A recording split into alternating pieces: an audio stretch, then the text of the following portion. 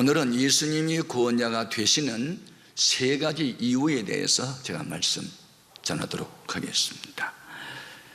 나는 하나님을 누구보다도 잘 믿는다고 자부한 한 청년이 있습니다. 그런데 그가 아는 하나님은 여호와 하나님, 삼위일체 하나님 중에 한 분 하나님만 알았고 예수님에 대해서, 성령님에 대해서는 몰랐어요. 그 종교가 유대교입니다. 유대교. 유대인들이 믿는 모세의 율법을 경전으로 하는 유대교 청년이었습니다. 그는 대학에서 법학을 전공했습니다. 유능한 청년이었습니다. 그런데 새로 나타난 기독교도들이 많아지면서 유대교가 무너집니다. 유대교에 열심히 있던 이 청년은 예수 믿는 사람이 미웠습니다. 예수님이 십자가에 못 박혀 죽었는데 살아났다고 거짓말을 합니다. 그래서 이 예수 믿는 사람들을 박해를 시작합니다. 예루살렘 교회에 전도를 열심히 했던 두 분 집사님이 계셨는데 그중 하나 스데반에 나오는 집사님을 돌로 쳐서 죽였는데 앞장을 섰습니다. 그뿐만 아니라 예수 믿는 사람은 다 잡아다가 감옥에 넣는 일에 앞장을 섰어요. 사도행전 8장 3절 확인합니다. 사울이 교회를 잔멸할 새 각 집에 들어가 난로를 끌어다가 옥에 넘기니라. 잔멸이라는 말은 씨를 말린다. 하나도 남기지 않고 없애버린다. 그게 이제 자기가 믿는 유대교의 중성이라고 생각했던 것이죠. 그래서 예루살렘 교회가 박해가 심하자 우리는 신앙의 자유 찾아 떠난다 하고 동서남북으로 흩어집니다. 그 흩어진 사람들 중에 일부가 오늘날 시리아라는 나라 있잖아요. 그때는 수리아라고 했는데 수리아 다메섹으로 피신을 했어요. 그랬더니 사울이라는 이 청년이 거기까지 달려갔어요. 기독교인들을 박해하기 위해서. 그런데 바로 어느 날 정오쯤 됐는데 놀라운 일이 일어나요. 갑자기 햇빛보다 더 밝은 빛이 자기에 싹 비춰오더니 공룡에서 소리가 들립니다. 사울아 사울아 네가 어찌하여 나를 핍박하느냐. 누구십니까? 나는 네가 핍박하는 예수라. 이 말에 이 청년은 사지가 떨립니다. 온몸이 힘이 빠졌습니다. 눈은 뜨는데 앞이 보이지 않습니다. 사람이 충격을 받으면요 떨리게 되어 있고 얼굴이 창백해지고 심장이 멎을 수도 있습니다.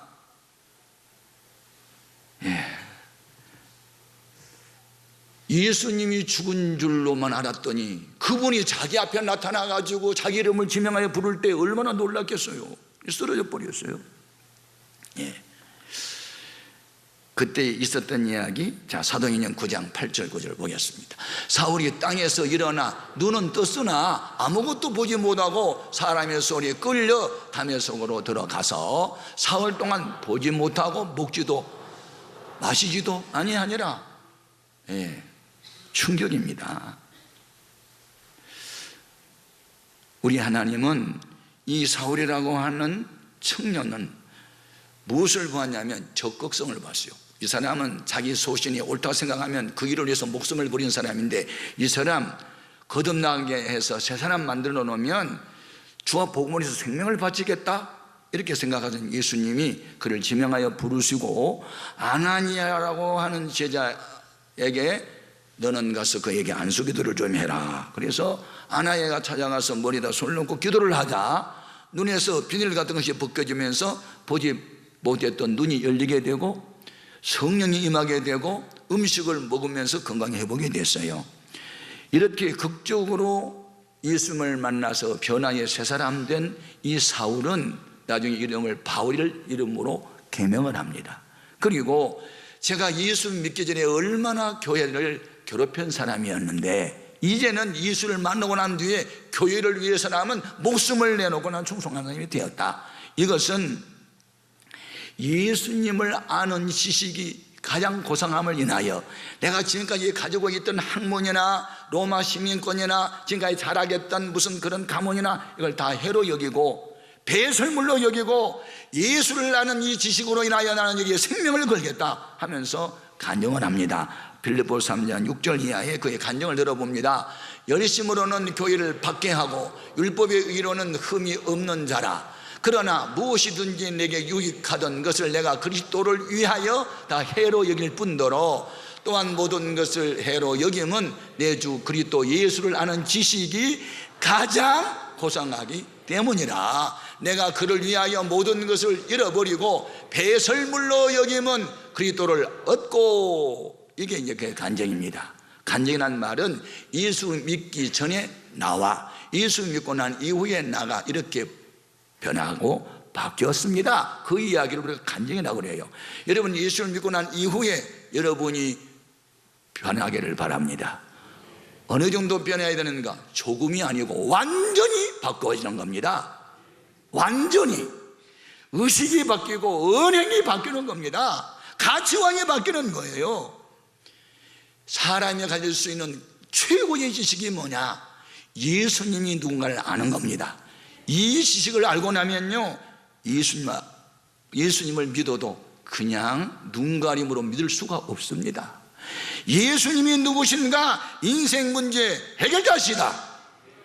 예수님은 죄인의 구원자시며 병든 자의 치료자시며 가난한 자에게 보호자가 되시고 절망에 처한 자에게 희망이 되시니 예수님은 인생 문제 해결자시다. 이걸 깨닫게 되면 최고의 지식을 갖게 되는 것입니다.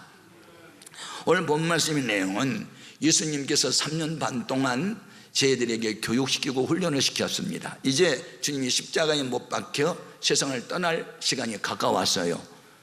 내가 너희 곁을 떠나야 되겠다.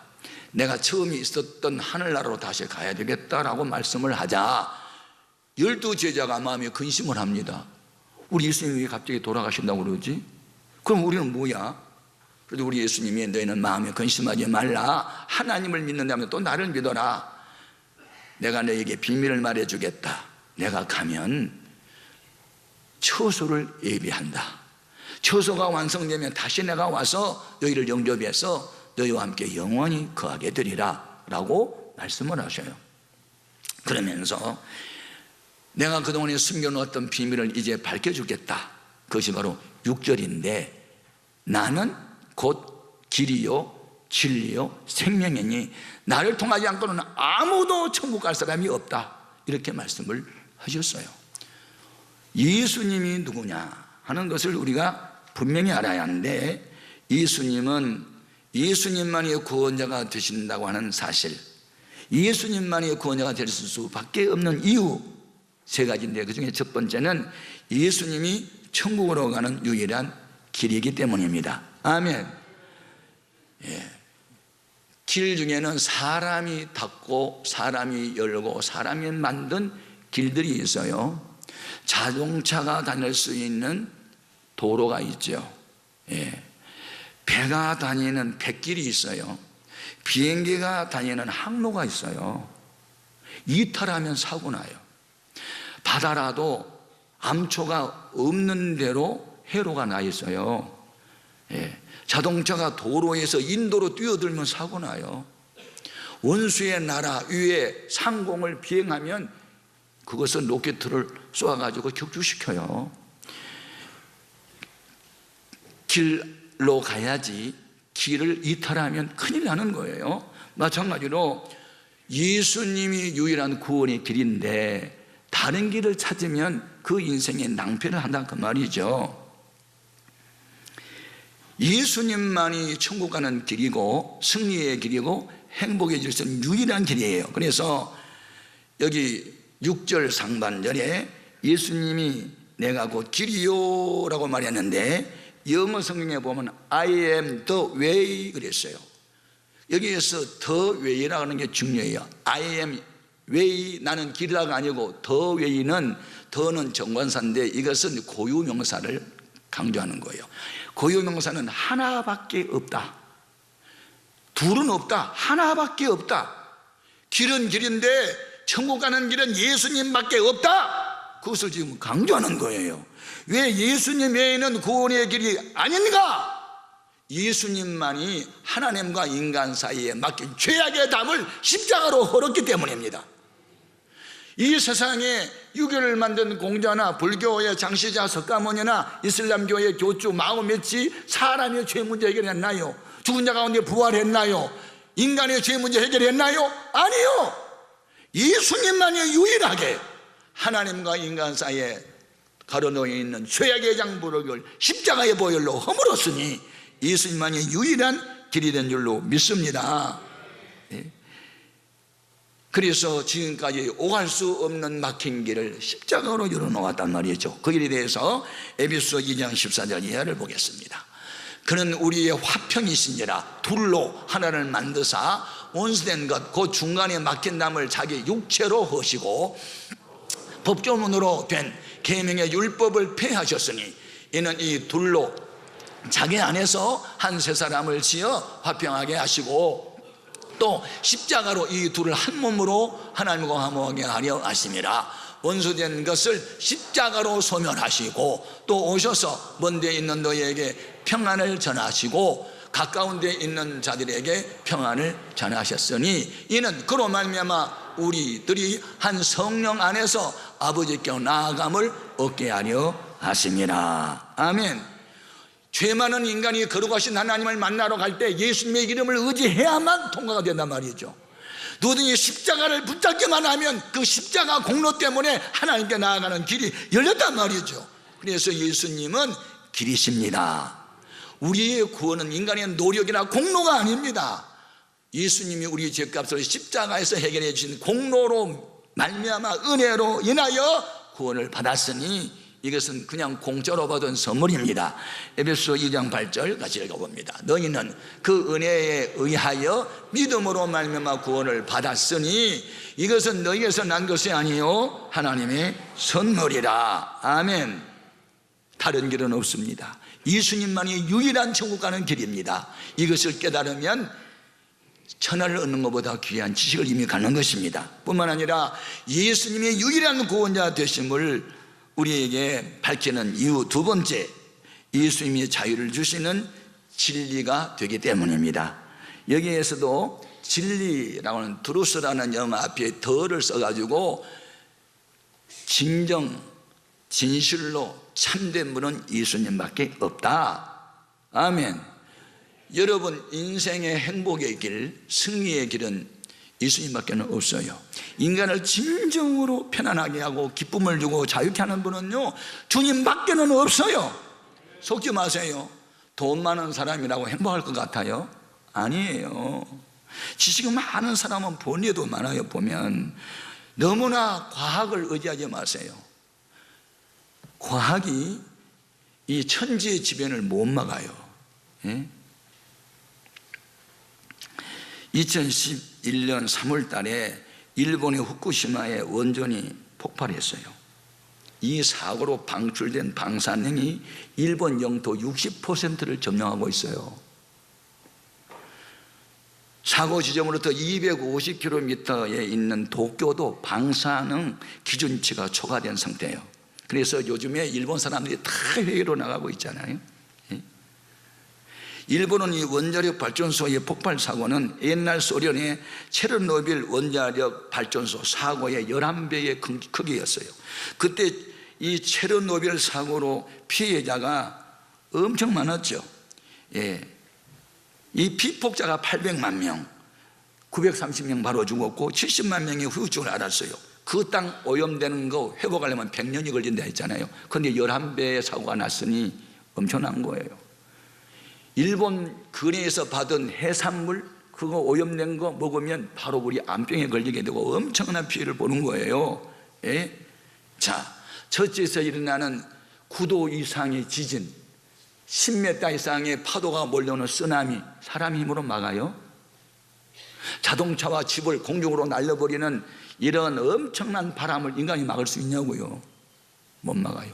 저는 요즘 이 자연으로 오는 이 재난들을 바라보면서 세상 종말의 징조를 주님 말씀한 그 말씀이 생각나요. 온 세상이 쾌락주의로 가고 있어요. 예? 기독교 나라라는 나라에서 동성연애를 합법화시키고 있어요. 경제 수준이 높고 과학이 발달한 나라가 우상 숭배를 하고 있어요. 세상을 떠난 사람들 앞에 가서 절을 해요. 하나님 보시기에 악한 거예요. 누가 하나님의 진노를 막을 수 있어요? 아무도 막을 수 없어요. 어디를 간들 안전해요? 어디 가든 생명이 보장돼요? 없어요. 딱 한 군데 있어요. 예수님의 품 안으로 돌아와야 돼요. 주님 안에 들어왔을 때 원수는 손을 못 대도록 되어 있어요. 이것을 아는 것이 진리를 아는 거예요. 자, 요한복음 8장 32절, 진리를 알지니 진리가 너희를 자유케 하리라. 여기 알지니는 머리로 이해한다는 게 아니에요. 경험적으로 알아야 돼요. 여러분, 기도하면 응답받는다는 말씀을 경험해 보셨나요? 병든 사람을 주님이 고친다는 치유를 경험해 보셨나요? 경험해 봐야 되는 거예요. 우리 예수님이 이 땅에 오셔서 성령을 힘입어 사역한 것이 뭐냐면 자유케 하는 사역이었어요. 누가복음 4장 18절 이하 같이요. 주의 성령이 내게 임하셨으니 이는 가난한 자에게 복음을 전하게 하시려고 내게 기름을 부으시고 나를 보내사 포로된 자에게 자유를, 눈먼 자에게 다시 보게 함을 전파하며 눌린 자를 자유케 하고 주의 은혜의 해를 전파하게 하려 하심이라 하였더라. 사람들이 지금 뭔가 사로잡혀 있어요. 근심, 걱정, 염려, 불안, 분노의 감정, 시기, 질투, 불만, 교만, 아픈 상처, 이런 게 다 묶여 있어요. 그러니까 얼굴을 보면 기쁨이 없어요. 예. 다 죽고 싶은 마음을 갖고 있어요. 그게 지금 사로잡히는 거거든요. 누가 그들을 자유케 할 수 있냐고요. 원자 폭탄은 파괴력이 있지만 사랑의 원자탄 십자가의 보혈의 능력은, 예수님의 말씀은 진리이기 때문에 우리를 완전히 자유케 합니다. 예수님의 십자가 사건은요, 엄청난 사건이에요. 이게 사랑의 원자탄이라고 그러는 거예요. 눈이 그것을 의지하면 죄로부터 해방, 아멘, 환경으로부터 자유, 어떤 인간관계에서 오는 상처로부터도 자유를 얻을 수 있는 것은 진리를 깨닫는 사람에게 있는 거예요. 시편 22편 3절, 이스라엘의 찬송 중에 계시는 주여, 어디 중에 계신다고? 찬송 중에 계시는 주여, 주는 거룩하시니이다. 하나님이 우리를 만드신 목적이 있어요. 찬송 부르라고. 찬송이 뭐예요? 하나님이 하셨습니다, 예수님이 구원자십니다 하고 입을 벌려 하나님의 은혜를 자랑하는 것, 입을 벌려 복음을 외치는 것, 그게 찬양이에요. 그래서 이사야 43장 21절 같이 읽어봅니다. 이 백성은 내가 나를 위하여 지었나니 나를 찬송하게 하려 함이라. 이 찬송을 언제 해요? 내가 어느 날 무슨 일로 은행을 갔어요. 카운터에 앉아가지고 이제 잠깐 일을 보고 있는데 내가 이제 콧노래를 불렀거든요. 주와 같이 길 가는 것. 그러니까 이제 콧노래를 부르니까 그 카운터에 있는 직원이, 보시면 뭐가 이렇게 즐거워요? 그래요. 왜요? 그랬더니 지금 콧노래 불렀잖아요. 내가 콧노래만 부른 줄 알아? 입으로도 불러? 내가 그랬어요. 내가 성경을 읽다 보니까 찬송은 항상 부르게 되어 있더라고요. 히브리서 13장 15절 같이 읽어볼까요? 그러므로 우리는 예수로 말미암아 항상 찬송의 예배를 하나님께 드리자. 이는 그 이름을 증언하는 입술의 열매니라. 누가 날 이렇게 자유롭게 하고 편안하게 하고 기쁘게 했을까요? 진리 되신 예수님의 보혈이, 하나님의 말씀이, 내 안에 계시는 평화의 왕이 이 자유 주신 거예요. 아멘. 이 예수를 안다는 것, 세상의 최고의 지식을 얻는 거예요. 세 번째, 예수님이 구원자 되신 이유, 예수님이 완전한 생명이시기 때문에. 아멘. 생명 중에는요, 제한적 생명이 있고 영원한 생명이 있어요. 사람이 태어나서 한 100년 살고 죽잖아요. 제한적 생명이죠. 제한적일 뿐만 아니라 환경에 또 약해요. 나이 들면 음성도 약하고 순발력도 약하고 하여튼 거리등검도 힘이 없고 눈도 창이 어두워지고 메뚜기도 짐이 되고 머리는 살구꽃이 피고 하여튼 그래요. 이게 제한된 생명이에요. 그런데 예수님의 생명은 역시 영어성에 보니까 The Life 해가지고 역시 정관사를 붙여서 하나밖에 없는 유일한 생명, 영원한 생명, 완전한 생명, 죽음을 정복하는 생명, 부활 생명을 말한 거예요. 예수 믿으면 죽음이 두렵지 않아요. 죽음은 하나의 천국 가는 과정일 뿐이니까. 그래서 최후의 웃는 자가 되는 거예요. 죽음을 앞에 놓고 또 웃을 수 있는 거 누가 그렇게 능력 있는 사람 되게 해요? 주님이 우리 안에 계실 때. 아멘. 주님과 우리의 관계를 여러 가지로 정리할 수 있는데 그 중에 하나가 예수님은 선한 목자, 우리는 그의 기르신 어린 양. 양의 행복은 목자가 푸른 풀과 쉴만한 물가로 안내해주고 인도할 때 행복해요. 양은 근시안을 가져서 멀리 보지 못해요. 그래서 항상 목자가 옆에 있어야 돼요. 여러분, 우리 그리스도인의 행복이 어디 있어요? 주님의 나를 기르시는 목자 되기 때문에 행복한 거예요. 570장 1절, 주는 나를 기르시는 목자요, 나는 주님의 귀한 어린 양, 푸른 풀밭 맑은 시내 물가로 나를 늘 인도하여 주신다. 주는 나의 좋은 목자, 나는 그의 어린 양, 저를 따라 꼴을 먹여주시니 내게 부족한 전혀 없소라. 언제 이렇게 풍성한 생명을 누리느냐? 예수님을 구주로 왕으로 마음에 모실 때. 제가 이 성령 받기 전에 우울증으로 8개월을 우울했습니다. 8개월 동안 잠을 자보지 못했습니다. 그래서 자살을 시도했었습니다. 그런데 제가 예수님을 만나고 성령을 받고 난 이후에 그렇게 기쁘고 즐거워서 춤을 췄습니다. 이런 사람들이 예수님의 생명을 누리는 것인데, 부활 생명을 누리는 것인데, 완전한 생명을 누리는 것인데, 이분들이 부르는 찬송이 있습니다. 436장 1절도 불러요. 나 이제 주님의 새 생명 얻은 몸, 옛 것은 지나고 새 사랑이로다. 그 생명 내 맘에 강같이 흐르고 그 사랑 내게서 해같이 빛난다. 영생을 누리며 주 안에 살리라. 오늘도 내일도 주 함께 살리라. 삶의 영역, 하나님의 정하신 대로 살아야 돼요.